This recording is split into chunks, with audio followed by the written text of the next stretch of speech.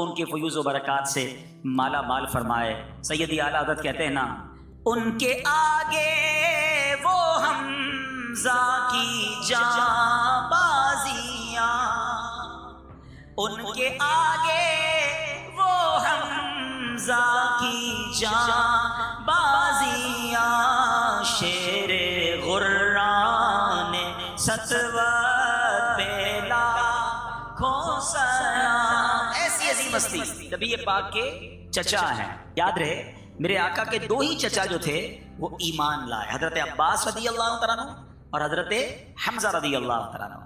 حضرت حمزہ نبی پاک کے دوست بھی تھے۔ اس کی وجہ یہ تھی کہ پیارے آقا علیہ الصلوۃ والسلام اور حضرت حمزہ میں صرف 2 یا 3 سال کا عمر کا ڈفرنس تھا۔ نبی پاک نے ثویبہ نامی جو لونڈی تھی جو دودھ پلاتی تھی ان کا دودھ پیا تھا، اور حضرت حمزہ نے بھی ان کا دودھ پیا تھا۔ تو حضرت حمزہ نبی پاک علیہ الصلوۃ والسلام کے چچا ہونے کے ساتھ ساتھ دودھ شریک بھائی بھی تھے، رضائی بھائی بھی تھے۔ اچھا، آپ واقعی بڑے جلال والے، بڑے ہمت والے، بڑے حوصلے والے۔ ابھی آپ ایمان نہیں لائے تھے، آپ کے ایمان لانے کا جو واقعہ ہے نا، یہ بھی بڑا کمال کا واقعہ ہے۔ اور اسلامی تاریخ میں 6 سن نبوی وہ ہوتا ہے کہ جس میں نبی پاک نے اعلان نبوت فرما دیا، اور اس کے بعد جو سال گزرتے گئے اس کو سن نبوی کہتے ہیں۔ یعنی 40 سال کی عمر میں نبی پاک نے اعلان نبوت کیا تھا، 6 سال اعلان نبوت کے 6 سال حضرت حمزہ ایمان لائے۔ اچھا، یہاں میں 2 باتیں عرض کروں گا۔ حضرت حمزہ جو ایمان لائے، وہ ایمان لانے کا جو وجہ بنی نا وہ بڑی پیاری ہے۔ نبی پاک سے محبت کیسی تھی کہ جس دن پیارے آقا علیہ الصلوۃ والسلام کی شان میں ابو جہل نے بڑی شدید گستاخی کی، معاذ اللہ، بڑا برا بلا اور جو بےہودہ باتیں تھیں وہ اس نے کی۔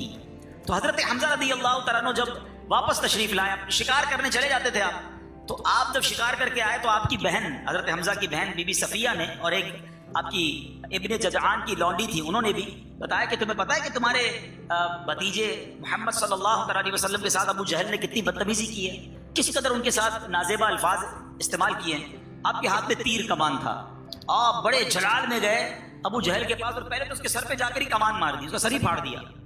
بدبخت، تو نے میرے بھتیجے کے ساتھ ایسا کیا ہے؟ تو اس نے کہا کیا تم ان پر ایمان لے آئے ہو؟ کہا میں ان پر ایمان لے آیا۔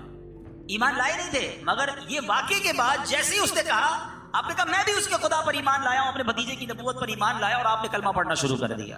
اچھا، جب آپ ایمان لائے نا تو نبی پاک علیہ الصلوۃ والسلام کی خوشی کا عالم۔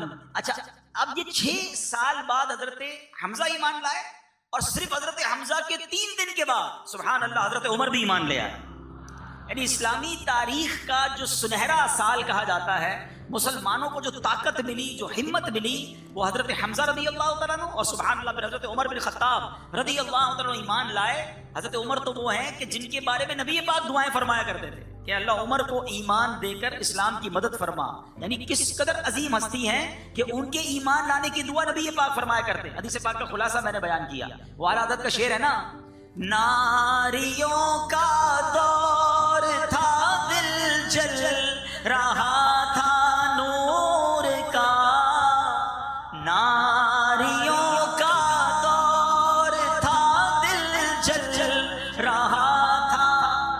ناری اس کو کہتے ہیں جہنم والے، آگ، نار کہتے ہیں آگ کو، ناریوں یعنی جہنمیوں کا، بے ایمانوں کا دور تھا، ظلم کر رہے تھے، اور دل جل رہا تھا نور کا۔ میرے آقا کا دل بڑا تکلیف میں تھا، کیونکہ مسلمانوں کو بڑی تکلیفیں ہو رہی تھی۔ نبی پاک دعا فرماتے تھے اللہ عمر کو ایمان نصیب کر دے۔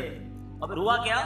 ناریوں کا دور تھا دل جل رہا نور کا، ناریوں کا دور تھا دل جل رہا تھا نور کا، تم کو دیکھا ہو گیا ٹھنڈا گلے جا نور کا۔